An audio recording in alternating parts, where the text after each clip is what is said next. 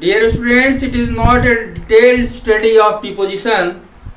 It is a simple example. I have given such an example of the preposition. How will change the condition of the preposition when it comes before the position of such words. तो कैसे ये जो है कुछ शब्दों के आने के साथ कैसे बदलता है. Let's come to know that how will change, how the preposition change the condition of the words. Just to take the example of abide. Now here abide at I have given. For this abide at, it denotes the place of such area where, an example I have given, I will abide at the railway station till the train arrives. I will abide at the railway station. अर्थात मैं railway station के जो स्थान है उस पर मैं abide at the railway station till the train arrives, जब तक कि ट्रेन नहीं आएगी मैं उस रेलवे स्टेशन पर रहूँगा. ठीक है, प्रतीक्षा करूँगा, रहूँगा. और उसी तरह से अबाइड इन हाउस, घर के अंदर में. तो she has been abiding in my house for the last 3 months. She has been abiding in my house for the last 3 months. तो यहाँ पर जो है abiding in का सेंस जो है रहने का सेंस में हो गया. घर के अंदर abiding in लगाएंगे. जब घर के अंदर में रहने की बात आता है तो हम in का यूज कर देते हैं. और वही चीज जो है रहने के सेंस में abide बाइड अगर लगाते हैं तो वहां पर abide के साथ अगर बाई का यूज करते हैं तो बाई का यूज करने के साथ ही उसका कंडीशन विल बी चेंज, बदल गया है. जैसे हमने दिया है कि सी विल अबाइड बाई, किस चीज से अबाइड हो गया? बाई माई डिसीजन पॉजिटिवली, मेरे जो सकारात्मक विचार थे उससे जो है वो जो है परिवर्तन, मतलब कि यहाँ पर अबाइड बाई का सेंस जो है इससे जो है बदल जाता है. तब यहाँ पर बाई का लगना, इन का लगना और एट का लगना, इस अबाइड के साथ लगने के साथ अबाइड विद लगा दिया मैंने, पर्सन के लिए हो गया. He will abide with his friends Suresh in all circumstances. तो यह जो है हमारा जो कंडीशन जो चेंज हो रहा है प्रीपोजिशन के आने से, अबाइड जो बदल जा रहा है, रहने का सेंस जो होता है. जैसे मैं यहाँ पर मैंने कहा कि अबाइड एट मतलब कि मैंने रहने का सेंस है. I will abide at the railway station पर रहूंगा टिल, तब तक द ट्रेन विल अराइव, जब तक ट्रेन नहीं आएगी तब तक मैं रेलवे स्टेशन पर रहूंगा.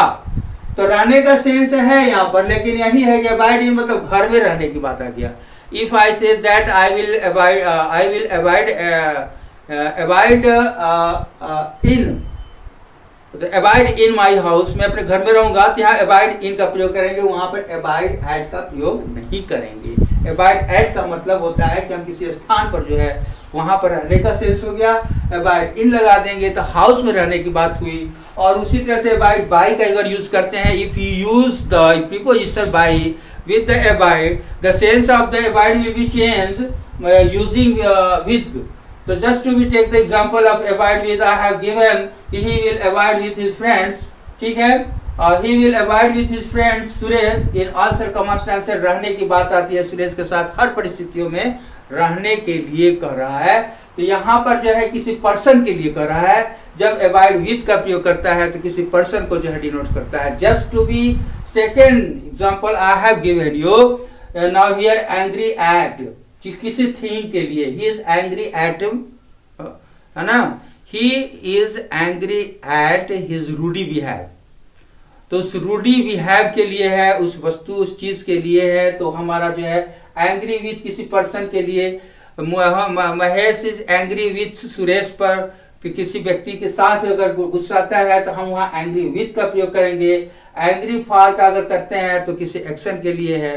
तो ये हमारा एंग्री एक शब्द के साथ जो है एट, विद और फॉर के आ जाने से एंग्री का कंडीशन बदल जाता है. वैसे ही अराइव और का है, अराइव एट, अराइव इन. जैसे मैं he is arriving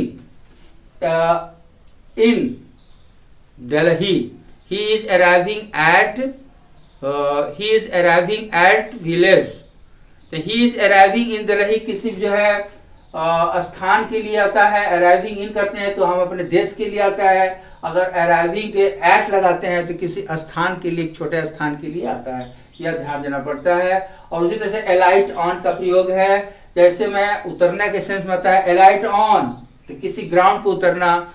birds are alighting on my roof, alighting on my roof, तो वहां पर हो जाएगा। और एलाइट एट का स्थान पर जो है वो किसी प्लेस स्थान के लिए आ जाता है।